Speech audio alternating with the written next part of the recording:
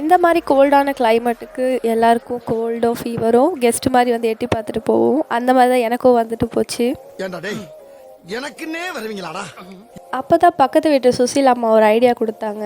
கமாறு வெத்தலைன்னு ஒரு வெத்தலை இருக்கும், அதை வாங்கி அதில் 2 கிராம்பு 5 மிளகு 2 கல் உப்பை வச்சு நல்லா மடித்து வாயில் போட்டு நல்லா மென்று சாப்பிடுமா, சரியாயிடும்னு சொன்னாங்க.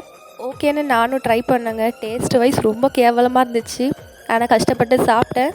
அதுக்கப்புறம் வந்து ரொம்பவே ஃப்ரீயாகிடுச்சு. உங்களுக்கும் கோல்டு ஃபீவர் வந்துடுச்சா? அப்போ இந்த ஹோம் ரெமடியை ட்ரை பண்ணுங்கள், ரொம்பவே ஃப்ரீ ஆகிடுவீங்க.